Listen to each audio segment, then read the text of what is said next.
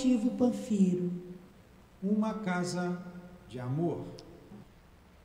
Bom dia aos nossos ouvintes, que Jesus abençoe a nossa manhã de estudos. Vamos lá dar continuidade ao estudo do livro A Gênesis. Vamos ler o Evangelho, capítulo 5, Bem-aventurados aflitos, item 21. Perda de pessoas amadas e mortes prematuras.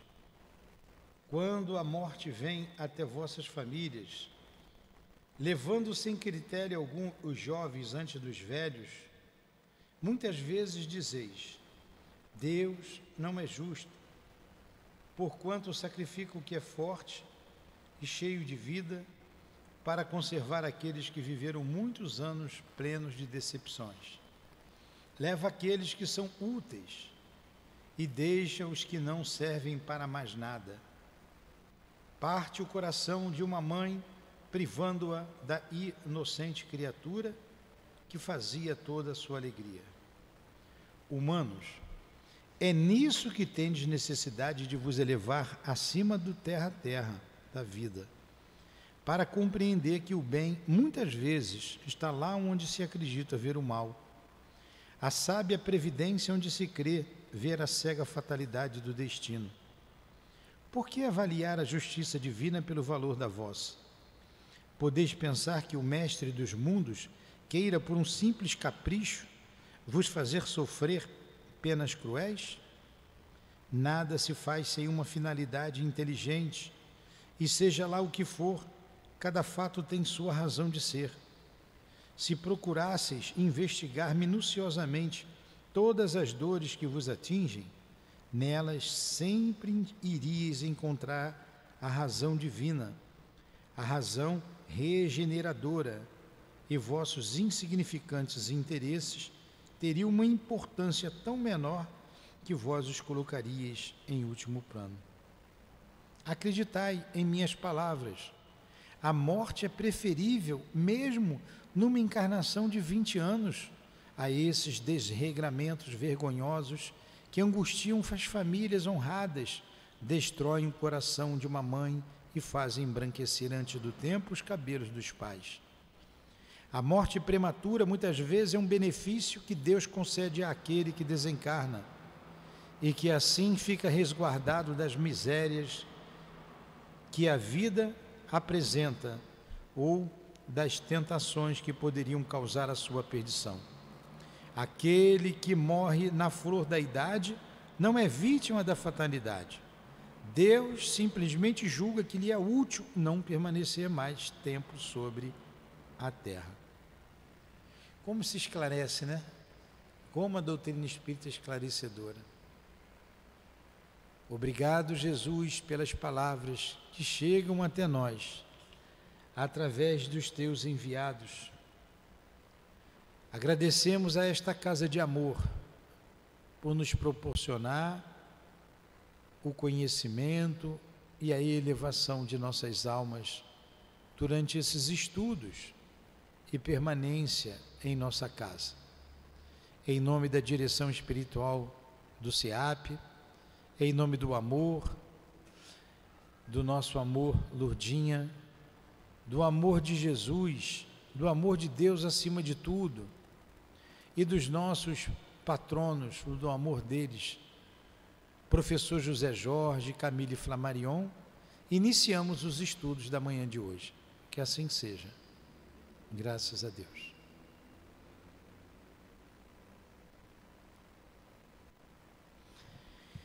Então vamos lá.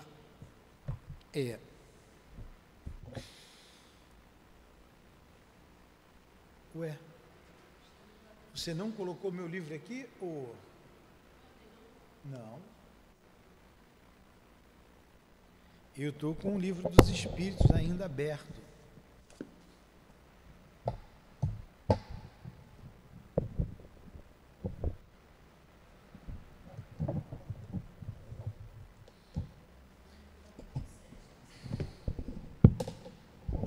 Nós estamos no capítulo, terminamos a astronomia geral,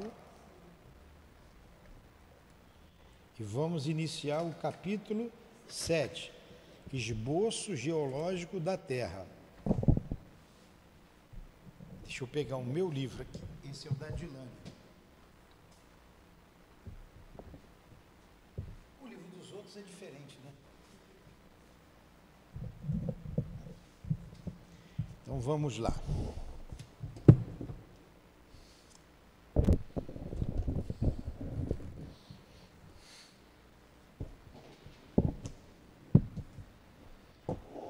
Períodos geológicos. Estado primitivo do globo. Período primário. Período de transição. Período secundário. Período terciário. Período diluviano. Período pós-diluviano atual. Nascimento do homem. Esses são os subitens desse capítulo 7. Então, é um estudo técnico, não é? É um estudo técnico. E não tem jeito, eu tenho que ler. Até pela minha ignorância. Vamos aprendendo junto. O que eu sei desses períodos geológicos, o pouco que eu sei, é como se a gente cortasse a fatia de um bolo. E quando você olha, você vai ver que o bolo, o recheio do bolo, a massa do bolo, se o bolo é de creme, se é de chocolate, se o recheio é de ameixa, se o recheio é de doce de leite, não é? A gente corta. Então é isso, o estudo geológico é isso. Eles vão analisando as camadas da Terra, tem tecnologia para dizer o tempo de sedimentação daqueles fósseis e a gente tem um histórico aí aproximado da formação da Terra, né? A gente não tem ainda exatamente quando ela foi criada, no momento que foi criada, mas existem teorias e a gente vai lendo e estudando essas teorias. Vamos lá. Períodos geológicos. Geo é terra, né? Logia, estudo da Terra. A Terra traz em si os traços evidentes da sua formação. As fases desse processo podem ser seguidas com uma precisão matemática nos diversos tipos de solo que formam o arcabouço terrestre. O conjunto desses estudos constitui a ciência chamada geologia. Ciência nascida neste século XIX e que lançou a luz sobre a questão tão controvertida da origem da Terra e da origem dos seres vivos que a habitam. Aqui não há nenhuma hipótese, mas o resultado rigoroso da observação dos fatos e diante dos fatos, né? E diante dos fatos, a dúvida não é permitida. A história da formação da Terra está escrita nas camadas geológicas, de uma forma muito mais exata que nos livros pré-concebidos, porque é a própria natureza que fala, que se mostra descoberto, e não a imaginação dos homens que criou os sistemas, onde se observam vestígios da ação do fogo. Pode-se dizer com certeza que ali houve fogo. Onde se vê vestígios da ação das águas, também se pode dizer que ali esteve a água. E uma vez observados vestígios de animais, pode-se dizer que os animais viveram ali. Bem lógico, né? Bem lógico. Então, aquela teoria que a Terra foi feita em 6 dias e Deus descansou no 7º, essa teoria é absurda. Agora, como ele vai colocar mais na frente, se você entender esses dias como períodos, aí tudo faz sentido. Tudo faz sentido. Você não pode interpretar ao pé da letra, não é? A geologia é assim, uma ciência toda baseada na observação, que só tira conclusões do que constata. Ela não afirma nada sobre os pontos duvidosos, só emite opiniões discutíveis, das quais a solução definitiva aguarda observações mais completas. Sem as descobertas da geologia, assim como as da astronomia, a gênese do mundo ainda estaria nas trevas da lenda. Graças a essa ciência, desmoronou, para não mais se reerguer, a estrutura das fábulas que rodeavam o berço do homem, que hoje conhece a história da sua morada. Número 2. Bem claro, né? Bem claro. Por toda a parte onde existem terrenos com fendas e escavações naturais ou feitas pelo homem, observam-se as camadas superpostas, chamadas de estratificações. O que é uma estratificação? Aqui na nota de rodapé. O vocábulo estratificação é definido atualmente como o plano que separa as camadas contíguas das rochas, sedimentos estratificados. É também conhecido como acamamento. Mas a gente sabe o que é, porque a gente já viu na televisão, né? Já viu a fotografia de animais estratificados na pedra, né? Nas larvas, onde o vulcão explodiu.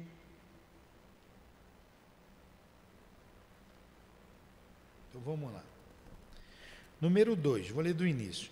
Por toda a parte onde existem terrenos com fendas, escavações naturais ou feitas pelo homem, observam-se as camadas superpostas, chamadas de estratificações. Os terrenos que apresentam essa característica são denominados terrenos estratificados.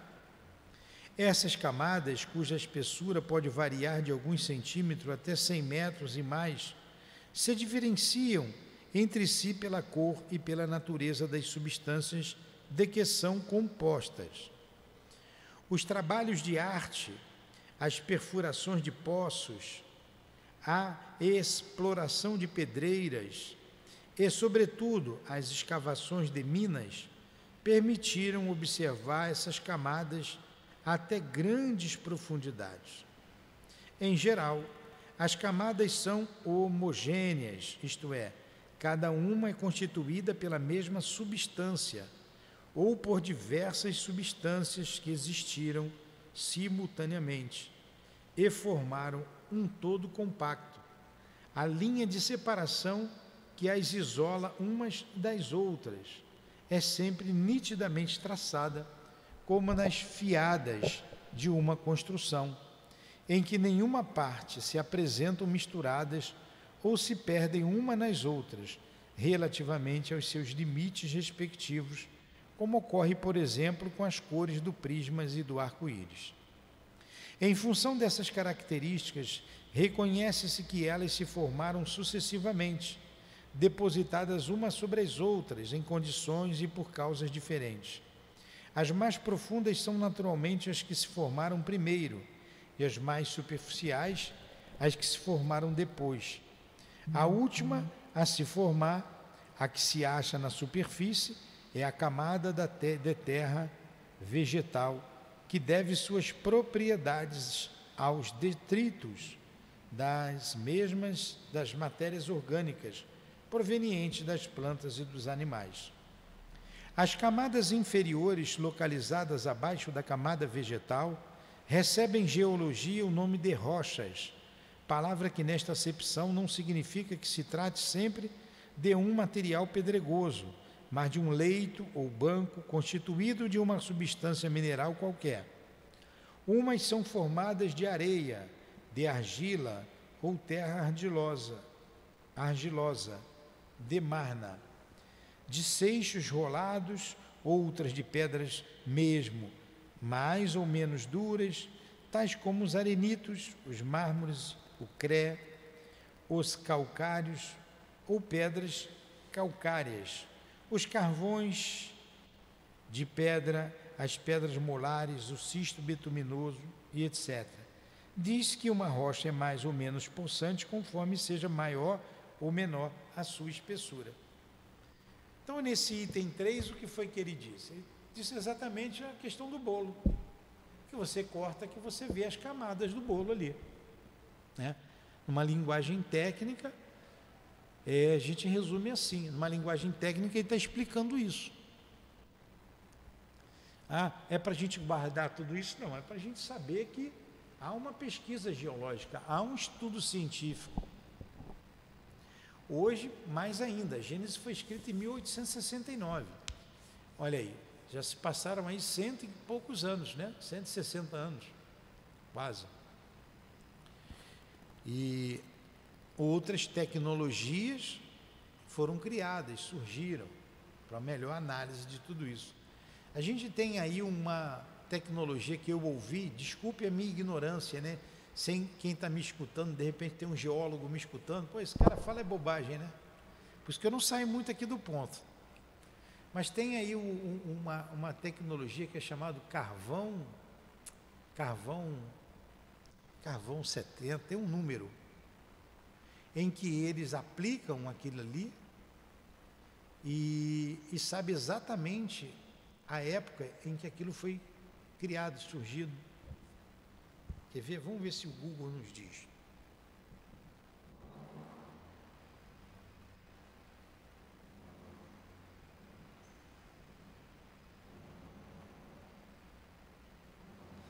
Caramba! Que tecnologia identifica a idade dos fósseis?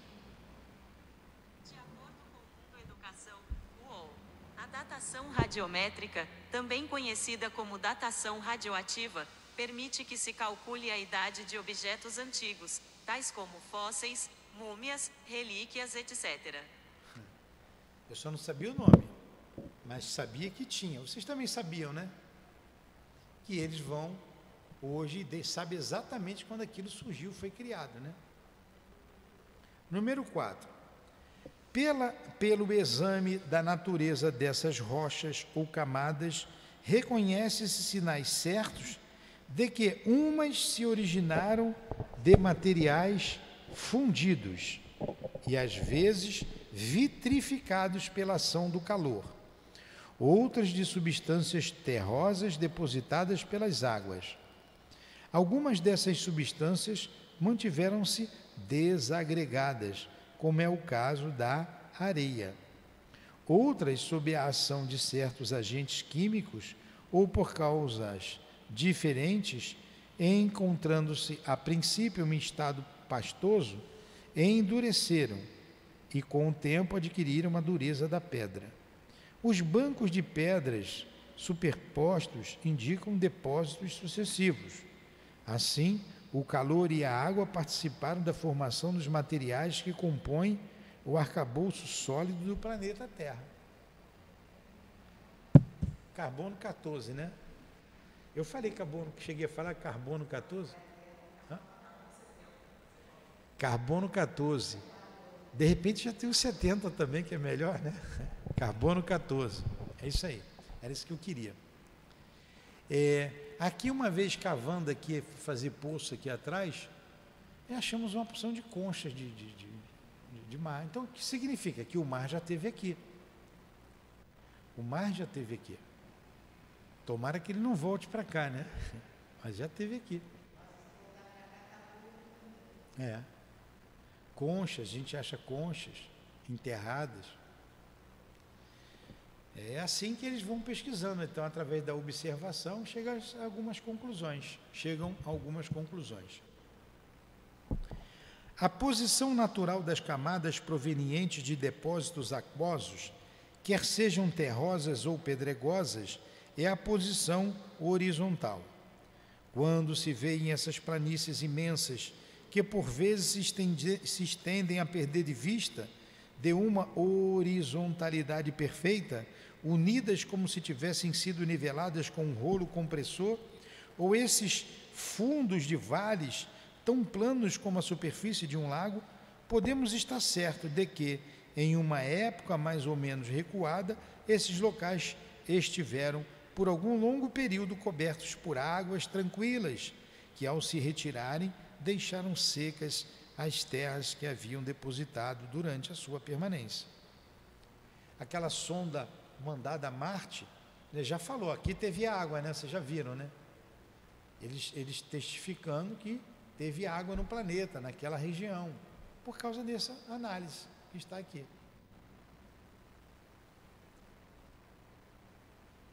Após a retirada das águas, essas terras se cobriram de vegetação. Se ao invés de terras gordas, limosas, ardilosas ou calcário-argilosas, próprias para assimilar os princípios nutritivos, as águas apenas tivessem depositado areias silicosas, sem agregação, teríamos as planícies arenosas e áridas, que constituem as chanecas,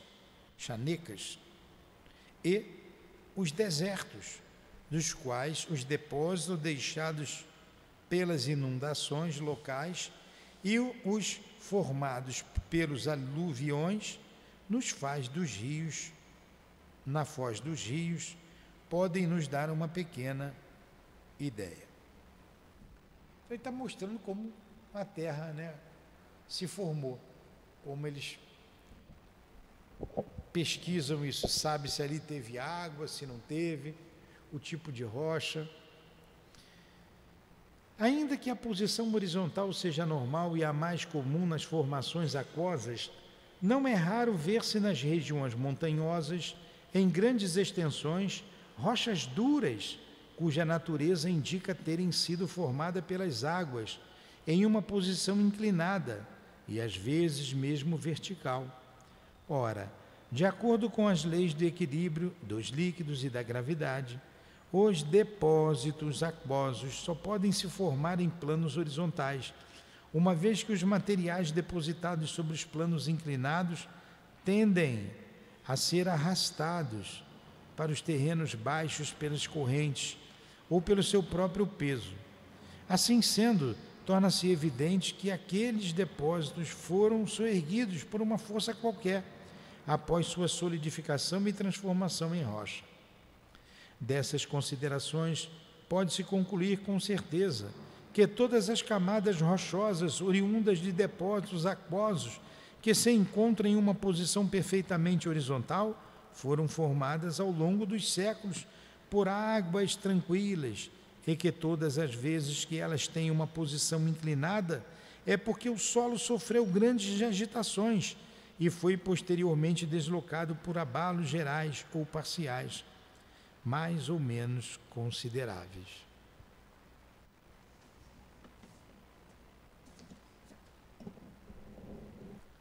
Vocês estão cansadas? Não. Não tem jeito, aí tem que ler, né? Não tem como explicar isso. Está explicado aqui. É o que está aqui. Um fato característico da mais alta importância pelo testemunho irrecusável que apresenta consiste na existência em enormes quantidades de restos fósseis de animais e de vegetais, nas diversas camadas. Como esses restos são encontrados até nas mais duras rochas, é forçoso concluir-se que a existência desses seres é anterior à formação dessas mesmas rochas.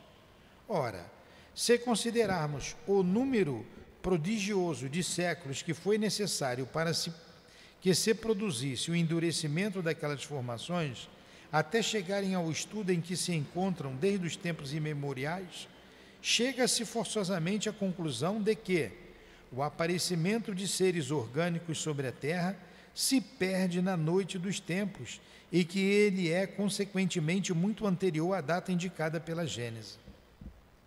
Então, a data indicada pelo livro de Moisés é bem anterior, né?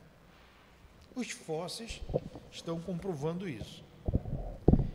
Entre os restos de vegetais e de animais, existem os que foram impregnados totalmente de matéria silicosa e calcárias, que os transformaram em pedra, às vezes da dureza do mármore, sem que houvesse alteração da sua forma. Estes são as petrificações propriamente ditas.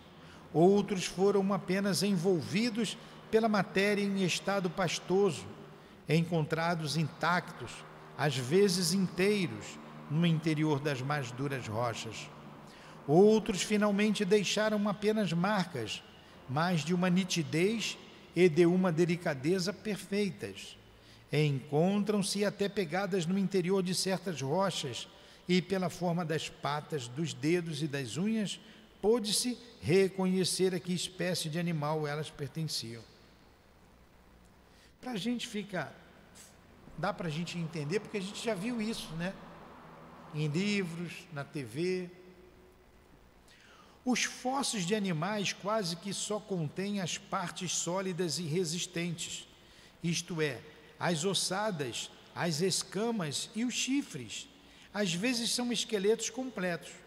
O mais frequente, porém, é serem apenas partes destacadas, mas que permitem reconhecer facilmente a sua procedência.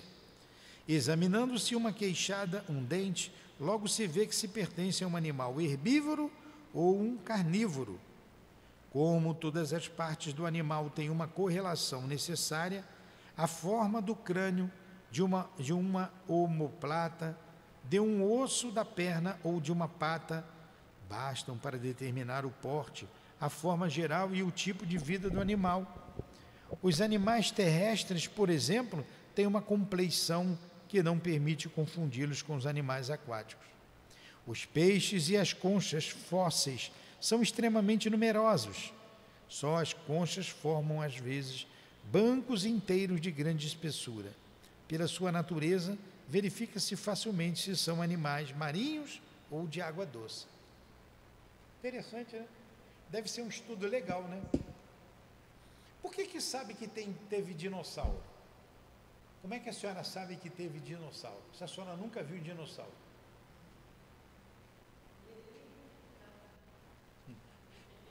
Pelos fósseis. Eu sei que é difícil para a senhora entender. Pelos fósseis, não acham ossadas de dinossauro? Fósseis de dinossauro, até inteiros, né? Aí se dá para ver, dá para se ver o tamanho, pela arcada dentária se ele era carnívoro ou herbívoro. É um estudo da geologia, é um estudo bonito, eu acho bonito, né? Aí você vai descobrindo a sua história.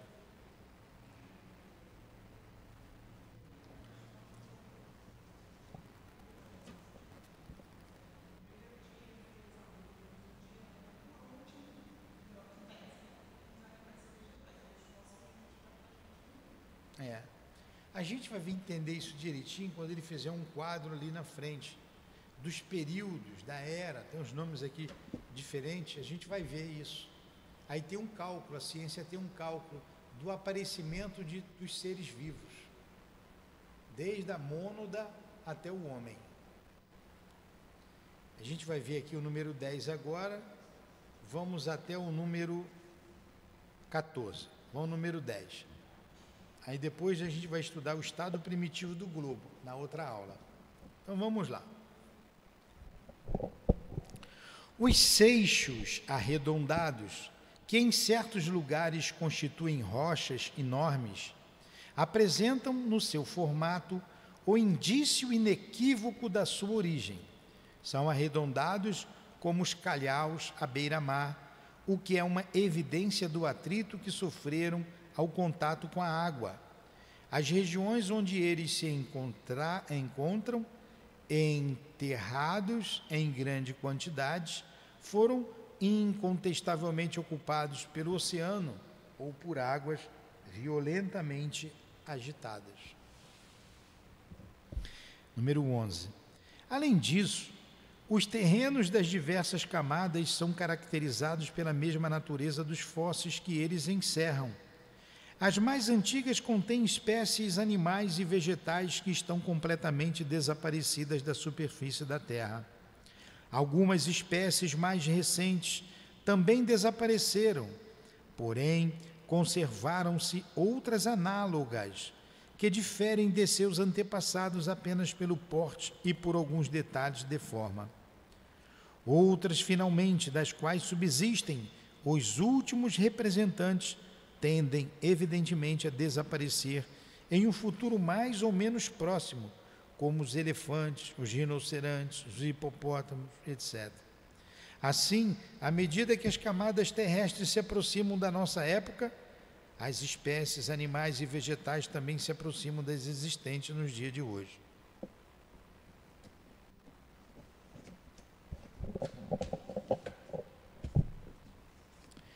As perturbações, os cataclismos que se produziram na Terra, desde a sua origem, mudaram as condições de sobrevivência, fazendo com que as gerações inteiras de seres vivos desaparecessem.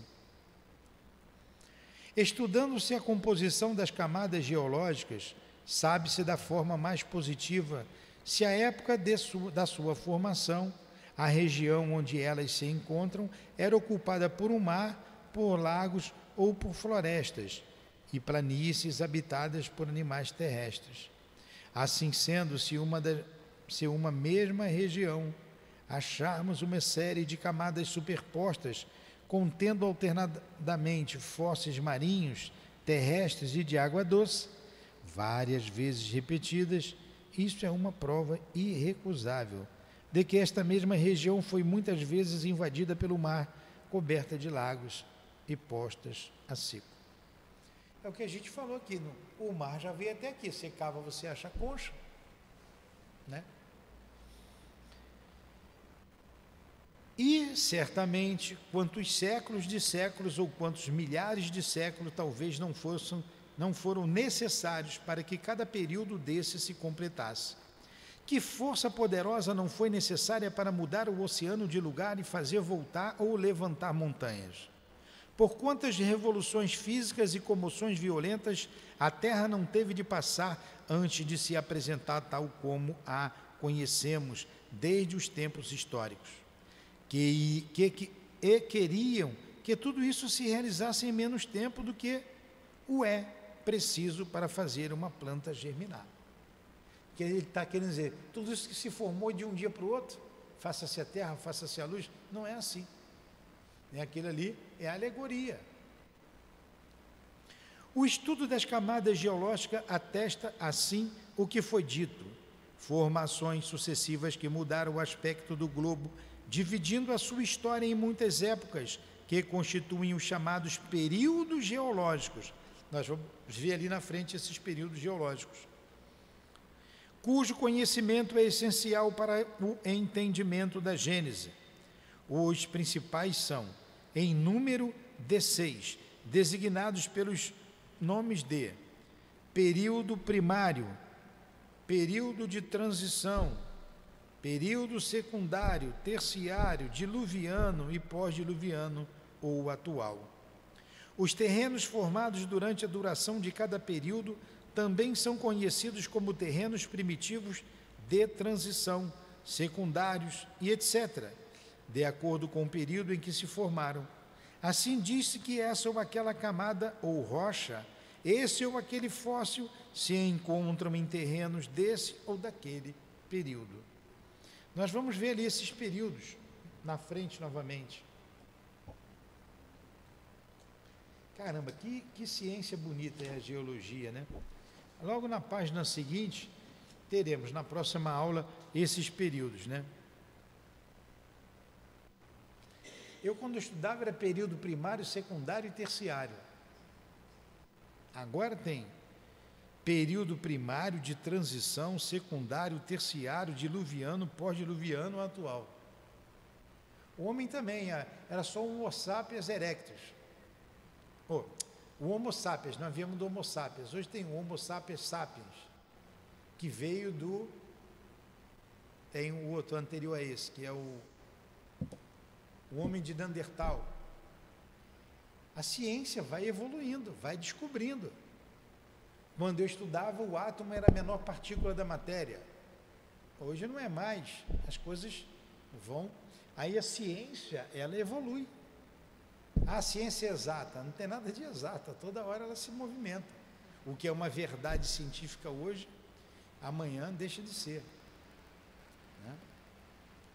mas isso aqui são fatos. Não significa que não tenham outros fatos que serão descobertos.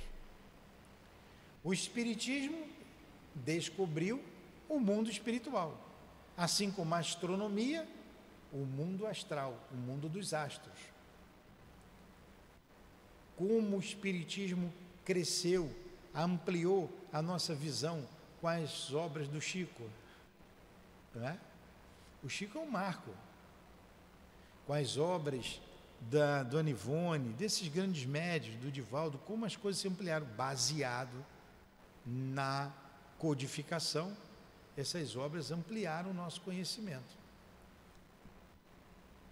Vamos lá, vamos terminar. O estudo das camadas geológicas, é aqui que nós estamos? Ou nós já lemos esse? É o 14? É o 14. É importante observar que o número desses períodos não é absoluto, pois depende dos métodos de classificação. Olha aí a ciência aí, cada um tendo uma maneira de pesquisar. Nos 6 períodos principais, mencionamos acima, compreendem-se os que foram marcados por uma mudança notável e generalizada no estado do planeta. Mas as pesquisas provam que ocorreram muitas formações sucessivas ao longo de cada um deles. É por isso que são divididos em subperíodos, caracterizados pela natureza dos terrenos, e que elevam a 26 o número de formações gerais, bem caracterizadas, sem contar as originadas por modificações devidas a causas puramente locais. Pois ainda vão ampliar para 26 subdivisões desses períodos. Ó, se vocês virarem a página ali, ele vai colocar aqui, né? Ó, era paleozoica, mesozoica, cenozoica, período cambriano, ordoviciano, siluriano, devoniano, carbonífero, pamiano, aí entra o mesozoico, triássico, jurássico, cretáceo. Essa palavra jurássico se usa de vez em quando. Ah, fulano é jurássico, né? Quando é antigão. Na cenozoica, terciário e quaternário. Aí dentro desses períodos, aí vem aqui os anos, milhões de anos, os fatos marcantes, que a gente vai ver na próxima aula.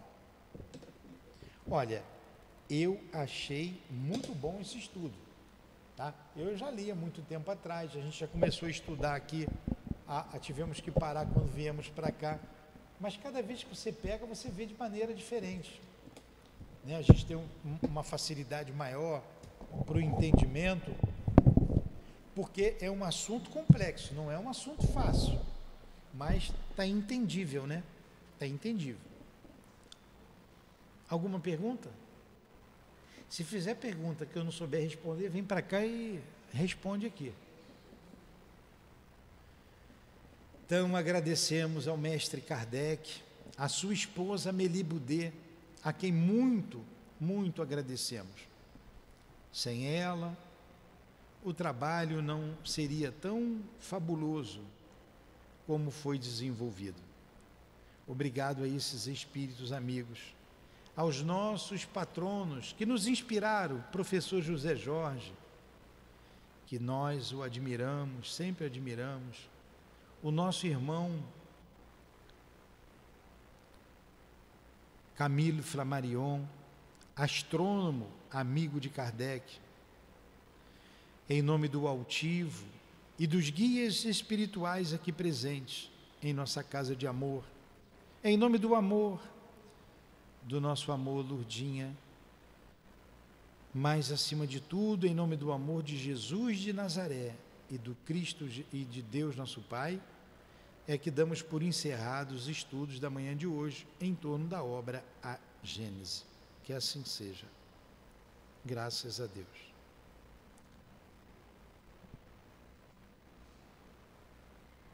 CEAP, Centro Espírita Altivo Panfiro. Uma casa de amor.